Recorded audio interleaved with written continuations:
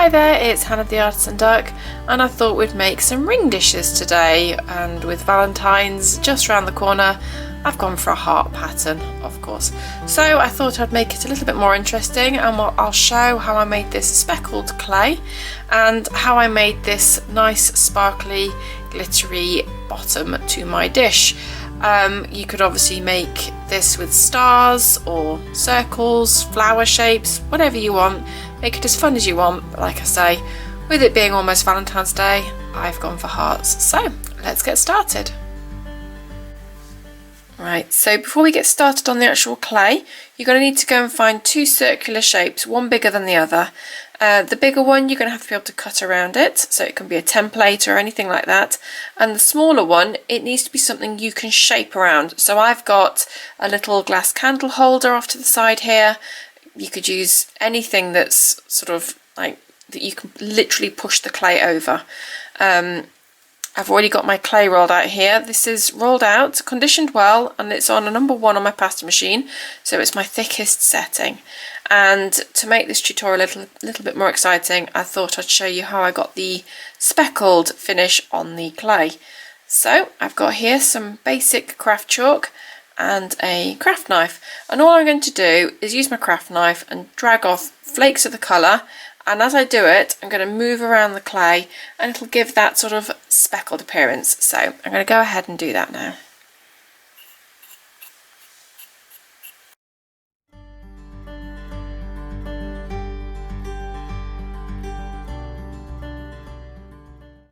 There we go, that's looking pretty good. Now obviously it's just resting on the top for a minute, so I'll just put this chalk down.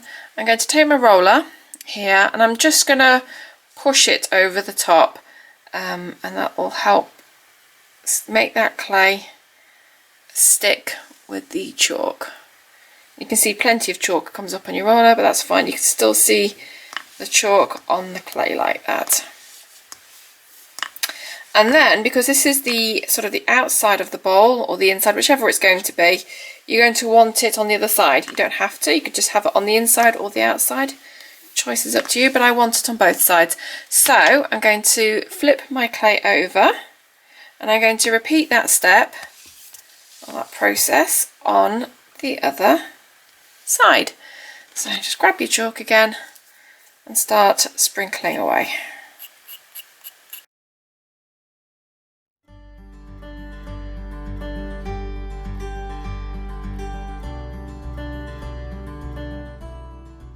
There we go, there's the second side done, and I'm just going to go ahead and roll the clay as well. And you can see it like changes the colour almost as you do it. I'm not sure if that comes through on camera, but it gets rid of that excess clay.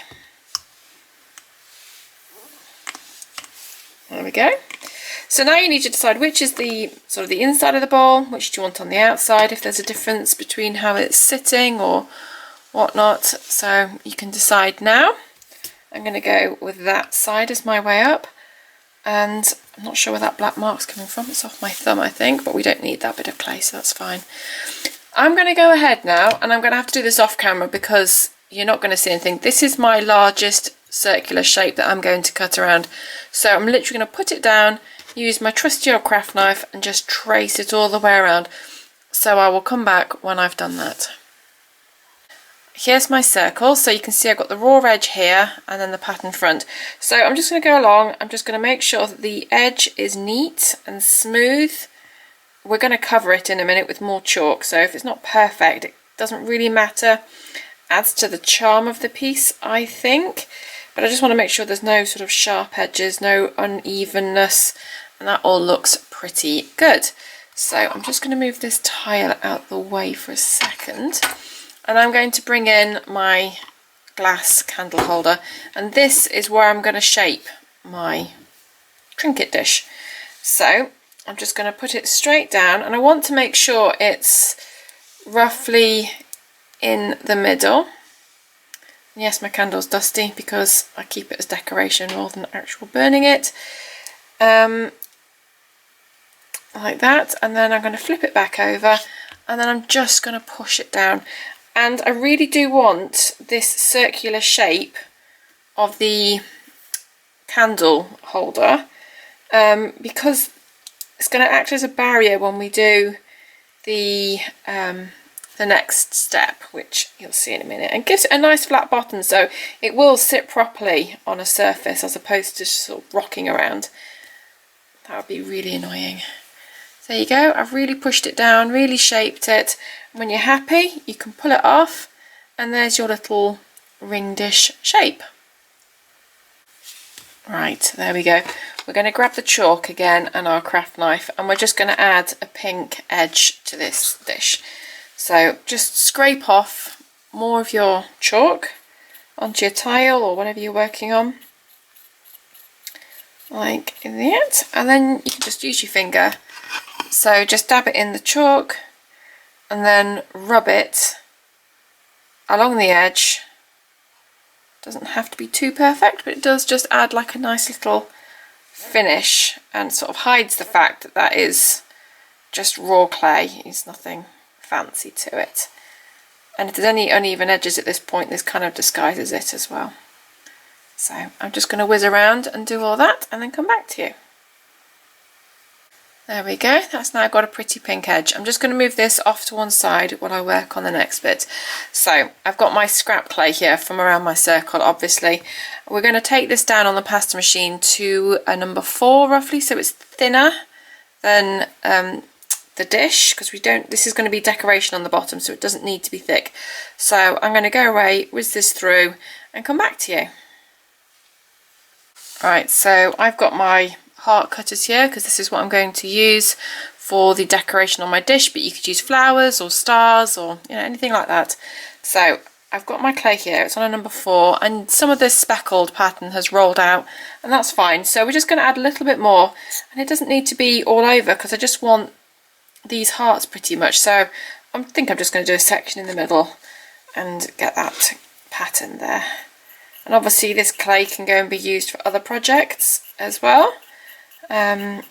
Whatever, just roll it up and keep using it. The chalk shouldn't harm it at all. Just want to make sure I've got a big enough surface so I can cut to easily. I think that will probably do it. Yeah. And I'm just going to go ahead and roll over.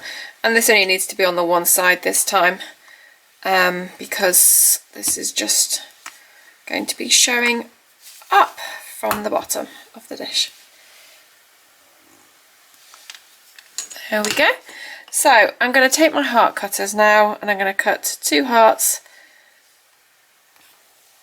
in that clay without making my camera shake. That's one.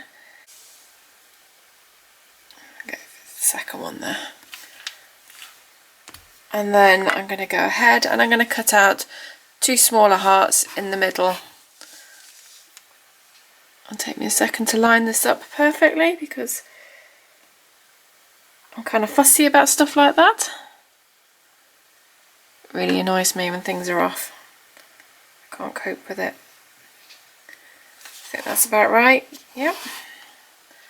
So I'm going to cut one there and then the other one.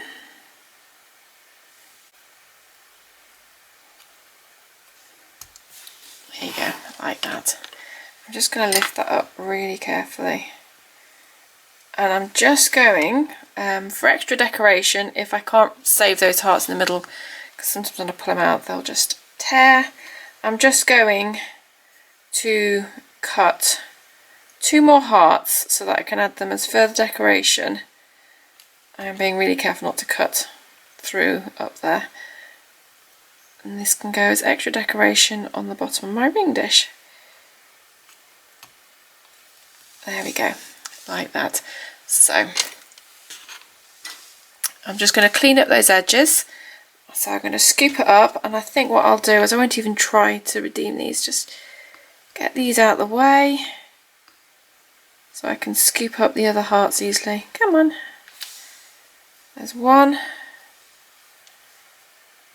And the other one.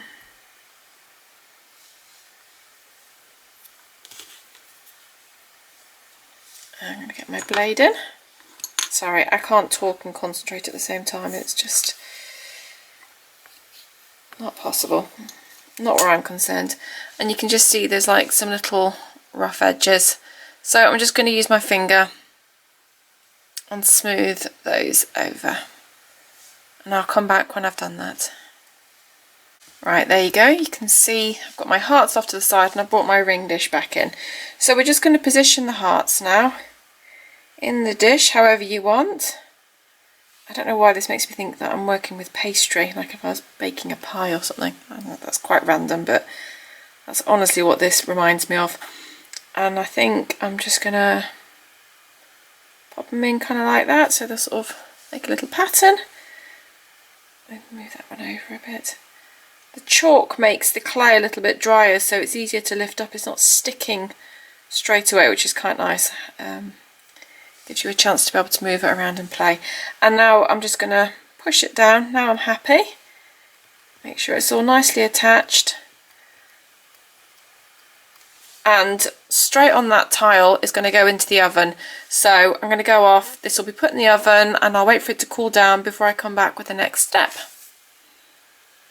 Right, so there's our ring dish and it's been hardened in the oven, so it's all, you know, you can touch it, nothing's going to happen. I did use a tissue and I just brushed lightly over the surface, so if there are any pockets of chalk that were sort of sitting on the surface, I just rubbed those off. So you still got like the mottled texture, but without sort of any of it coming off in your fingers. The other thing, my pink clay is a little bit translucent, which I realised after I baked it. I did know, but I had forgotten. Anyway, so that's why there's been a bit of a colour shift, but that's okay, I'm not bothered. So for the next step, you're going to need some liquid clay and something to move it around with into these spaces. And then we also need some glitter, and this is just some quite cheap craft glitter I've had sitting around, and then something to mix in. So I've got these little plastic measuring spoons, so I like to use these. So I'm just going to move the dish to one side for a second.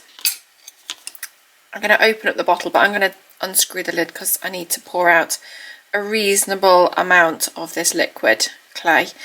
I'm just going to pour some in, try to mix up enough so that you get your sort of ratios as you like it. So, you know, if you poured more in and mixed it up differently, it might look different, if that makes sense. But obviously you don't want to waste product either, so you're just going to have to try and judge it as best you can. You can always mix it more if you need to, but I like to try and do it all in one go. So get your liquid clay like that. And I'm just going to put this off to one side and put the lid on, because knowing me, I'll knock that over and it will go everywhere. And then I'm going to get my glitter, and I did a Christmas tutorial where I used glitter like this, and I loved the results, so I thought it would work well for this dish idea. And I'm just going to pour enough in so that when I mix it, there's quite a high density of glitter in there. You don't want it to be too thin. And I'm just going to get my tool and I'm just going to stir it. You can see instantly it starts to thicken up. Now you can obviously choose the consistency you like the best, but that has quite a nice proportion of glitter to clay. I'm quite pleased with that.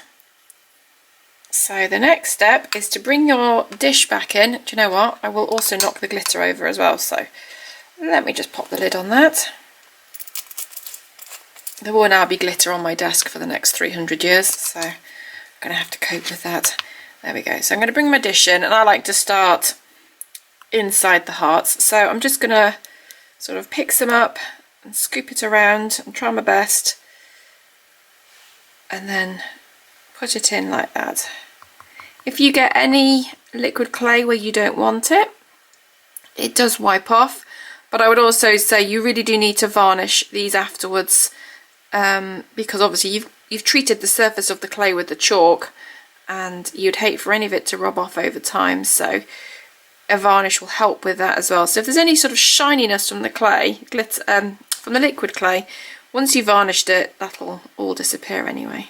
There you go, it just wipes off with your finger if you do get somewhere you don't want it to be. And I'm just going to keep dropping it in and moving it around with my dotting tool. until I've got a nice even coating, and I want it so that the level of the liquid clay and the glitter is roughly the same height as the heart. So I'm going to carry on doing that. I might just fast forward it for you because otherwise that will be very boring for me to watch me do the whole thing. So I shall do the other heart and then I'll come back and discuss how I'm going to do the remainder of the dish. Alright, there we go. So I've done both hearts and now I want to add just to the base. So you can see where I've got a clear line where I really pushed that sort of candle holder that I was using in. So there is a circle going all the way around like that. So I'm going to fill in the area around the hearts and around this circle and try and make it as neat as I can. I just use my tool and I just do it by eye, just dragging it around like that. Again, I won't make you watch me do all of it at a slow speed. I think it'll get very boring otherwise. So I shall crack on and come back to you when I've done it.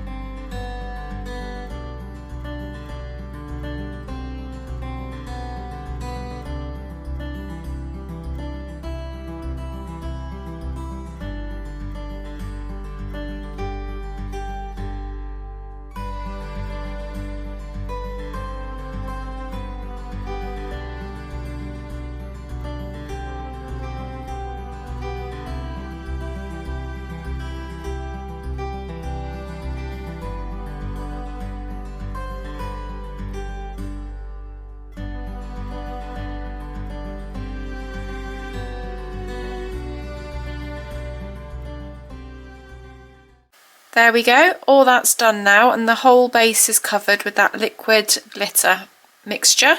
I just used the tip of the ball tool just to go right around the edge to try and make it as neat and as smooth as possible.